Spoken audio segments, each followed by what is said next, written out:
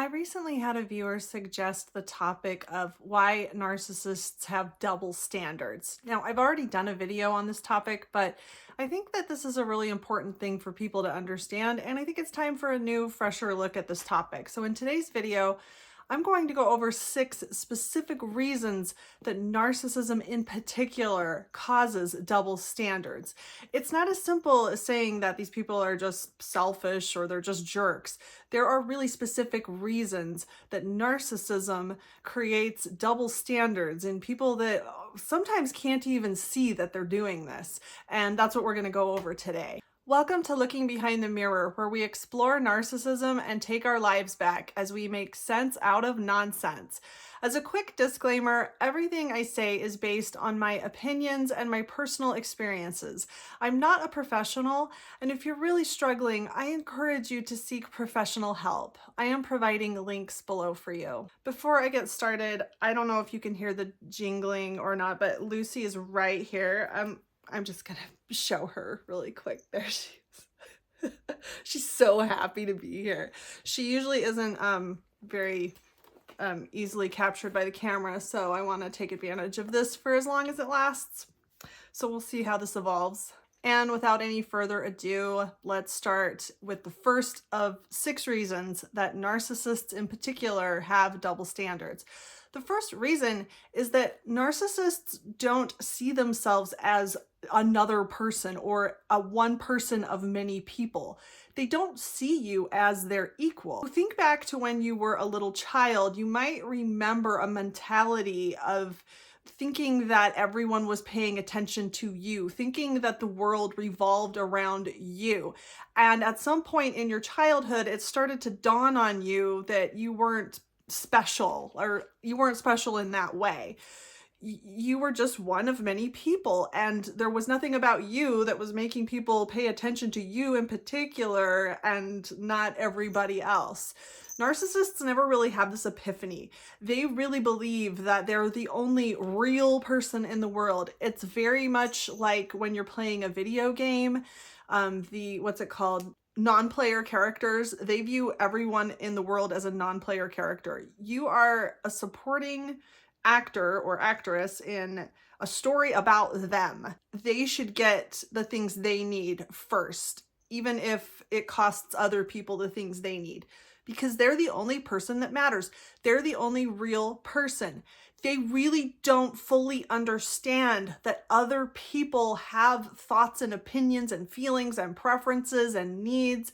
They really had never developed that understanding the way most of us did throughout our childhood. When we say about a narcissist that everything is all about them, everything really is all about them in their mind, in the way they see the world. Everything in the world relates directly to them. It is happening for them or because of them. Everything really is all about them. So of course they're going to have double standards because you are different from them. You aren't the same. They are a real person and you are a supporting role. You are a non-player character. And so that's one very simple reason that narcissists have double standards, and that they really don't see it that way, and that they really have no shame for it, because they don't understand why they should consider you as much as they consider themselves, because they aren't like you in their mind. The second reason that narcissists have double standards is that they see themselves as the exception. Rules apply to everyone else, but they don't apply to them. And this can get a little bit complicated. They really believe this. They might not come right out and say it in such a blunt way, because when you say it out loud, it sounds ridiculous. But they really believe this in a way, like if you say to them, why is it okay for you to yell at me when you're upset, but it's not okay for me to yell at you? Well, in their mind, they would think, well, you're the one that's made me so upset.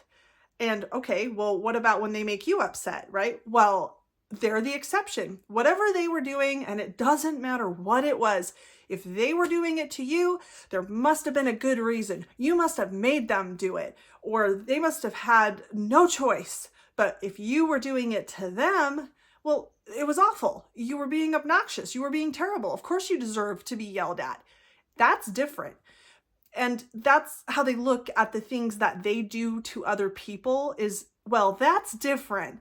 It's different if I'm upset. It's different if I want to lash out or I want to take the last cookie. It's not the same if you do it. So they twist everything around in their head to be the exception, or that they are the exception to every rule, or the rules don't apply to them. You always have to be the bad guy, because in the narcissist's mind, in this binary way of thinking, there always has to be a good guy and a bad guy. Nothing in between. You're a good guy or you're a bad guy. So of course, they have to make themselves the good guy in every scenario, whether they are the aggressor or the victim. They have to come up with a reason that they're the good guy and you're the bad guy. And so that creates an exception. So any kind of exception they can come up with, no matter how hard they have to twist things around, they are the exception, because they have to be, because otherwise they would have to take accountability for what they've done, and they would have to make themselves the bad guy. A third reason that narcissists have double standards is simply because they feel like they are superior to you. Now, a narcissist's superiority complex is actually an overcompensation for an extreme inferiority complex. Narcissists have deep pathological shame, insecurity, self-hatred. I mean, more extreme than you could probably ever understand. And because of that, they are constantly trying to overcompensate for it and come up with all these reasons that the extreme opposite is true. And that's why they can come off as just ridiculously grandiose, or thinking that they are so much better than everyone else. They're the best thing that ever happened to this planet, because they're overcompensating for their deep insecurities and self-hatred. And so they're better than you in every way, any way that they can come up with. And if they're superior to you and better than you, then of course they deserve special treatment. They deserve things that you don't deserve. So they deserve the last cookie and you don't. So that's another reason that narcissists have double standards. They're better than you. The fourth reason that narcissists have double standards is their extreme lack of empathy. And part of the reason that they have such a lack of empathy is related to the first reason I went over, and their inability to see you as a person equal to the way that they are a person.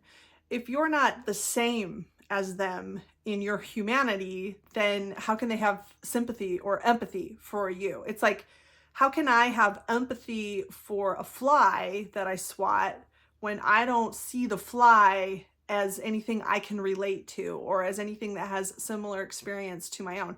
I mean, I have empathy for my cat because there are things about her that I relate to. And I think a lot of us can relate to that, or understand that we see, I mean, maybe humanity is not the right word, but that we see something that we can relate to in our pets. When we bond with them, when we love them, we see something that we can empathize with. Narcissists have a really hard time seeing that in people because they see people as threats or potential threats. They see everything as a contest. So they have a really hard time feeling empathy for other human beings because they're too busy thinking of ways to defend themselves from imaginary attacks. And so the reason that this creates double standards is they don't have any problem taking the last cookie because they don't feel bad for you that you didn't get any cookies. And I mean, this can get much more extreme. You know, if they have to do things that cost you your job or your home or your relationships or your health or even your life, they don't feel bad for you because they don't recognize your suffering. They can't relate to it. They don't care about it. And this just makes it easier for them to assert double standards because nothing is going to stop them in the way of, oh, well, I don't want to hurt this person, even though I feel like I have a right to do whatever it is that I'm going to do. I can't do that to this person because I'm going to cause them so much pain and so much suffering. They don't have that filter or that wall protecting you from them. Maybe that doesn't cause double standards, but it's something for most of us that stops us from creating them or enforcing double standards that doesn't exist for them. It's something that most normal people have that they just don't have. And it's something that allows them to continue enforcing double standards. A fifth reason that narcissists have double standards is that narcissists are paranoid. And there are a lot of reasons for this. They see people as threats, as I said earlier. They don't see people as entities that they can trust or connect with or work with. They see everyone as a potential threat. And part of this is projection. They know that they will cut your legs out from under you, given the chance, if it's going to benefit them. So they assume that you're going to do the same.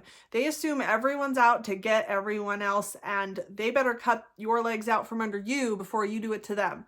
So these double standards, sometimes they don't see them because they think when they do something to harm you, well, you would have done it to them. So what choice do they have? They've got to attack first, or you're going to attack them.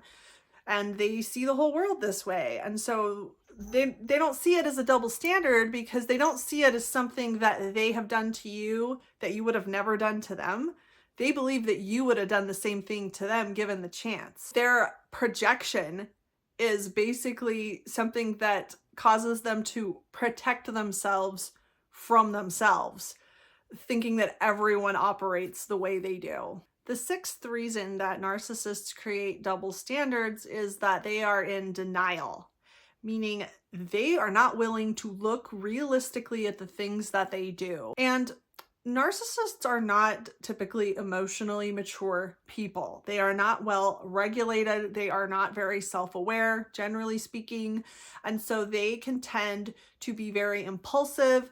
They can tend to lash out without thinking, like they'll just yell at somebody, or they will just do something impulsive. And when they do these things, sometimes they can see right away, like, oh, I guess I shouldn't have said that, or I guess I shouldn't have done that.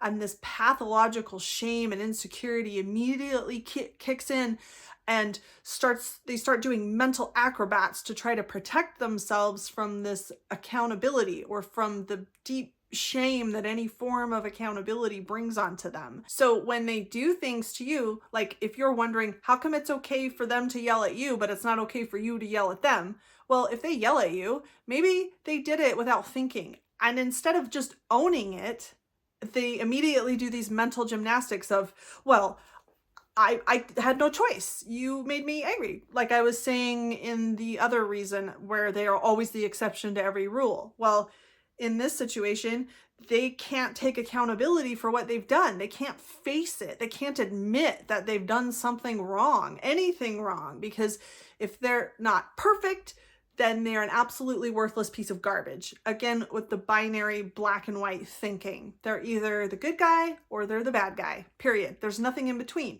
So if they yelled at you and they shouldn't have done that, that means that they're a terrible, horrible waste of space and they shouldn't even be allowed to breathe. So they can't own that, and they have to do mental gymnastics to explain to themselves why they had no choice and why it was okay for them to yell at you, and why in this situation, not only are they not the aggressor, but they're the victim here somehow, and they will come up with any kind of reasoning they can to convince themselves of that, which I'm sure a lot of you have probably experienced. They go to an enormous amount of effort to make up excuses for why it's okay for them to do A, B, C, and D. Why would they do that for you? They're not going to. They're not going to put any effort into doing the same for you because they have no motivation to do so. In fact, they have every motivation to use your bad behavior or your bad decisions to tell themselves, to reinforce this idea for themselves that they are better than you. Like, oh, I am the good guy. Oh, I am superior. See, look, you're yelling at me. I am the victim. But of course, when they're doing it to you, it's a completely different story. And I think the whole point of understanding these double standards is to help you understand that you can't reason with someone who doesn't even see you as another human being. You can't reason with someone who is constantly caught up in this whirlpool of emotion, of constantly trying to make excuses for themselves and twist stories around in their head to try to make themselves feel better about these horrible feelings of shame and insecurity that they live with. You can't reason with someone like that. They don't have the maturity, the patience, or the space or the time or the energy to spend thinking about what's fair, thinking about how you feel, thinking about your perspective. They are in this constant crisis mode and they only think about themselves. They only think about how things apply to them. And so there is no space for fairness or rational discussions about their behavior. And as frustrating as this is, I think it can really help a lot of us let go of this need to try to communicate, to try to explain to them how unfair they are being, because you will never get through to them. You will never get through this wall that they have built up to defend themselves against things that aren't even happening. And I think this can really help a lot of us deal with these situations when we realize that we're not dealing with somebody who looks at the world the same way that we do. And what is the solution? I mean, I think the solution is to recognize this and accept it for what it is, and to do everything we can to not get into these situations in the first place, to distance ourselves from people that apply double standards to us, people that don't respect our humanity or our autonomy. We don't necessarily have to cut the relationship off 100%, depending on what kind of a relationship it is.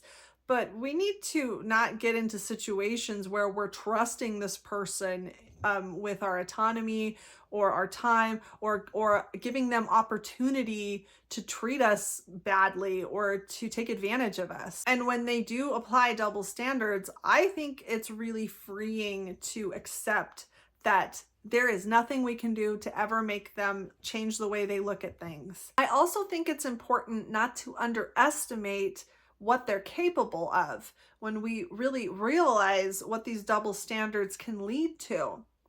When we're approaching maybe a divorce, or maybe we have a narcissistic boss and we're about to quit, we might assume, well, surely there are lines they're not going to cross. They're not going to do this to me. They're not going to do that to me.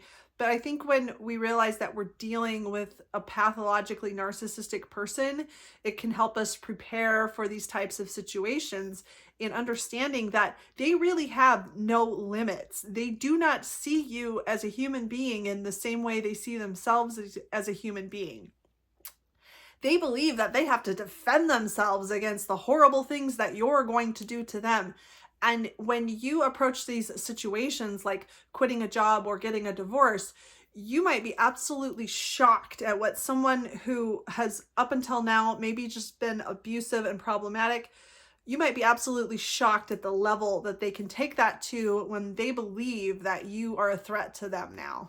And I hope that this can help any of you out there that are stuck in a cycle of trying to reason with someone like this, trying to argue with them, trying to explain how you feel. I hope this can help you let go of that and accept someone as they are, and possibly cut that relationship off if it's not good for you anymore, because you just can't reason with someone who doesn't see you as a human being. I hope this helps. If you like this video, give it a thumbs up and comment below any ideas you have for me for future videos. And don't forget to subscribe to my channel if you like this video and would like to see more like it in the future. Until next time, thanks. Bye. Lucy, what are you doing? Come here. What are you doing? Come up here. Come on, baby. Yeah, come on. You can do it. Jump up. Come on. Come on. Come on. Come on. Yeah. Do you want to say hello? Yeah. They're all waiting for you, Lucy. Yeah. Okay. Well, say goodbye. Okay. Will you say goodbye? Will you say goodbye? Oh. Bye.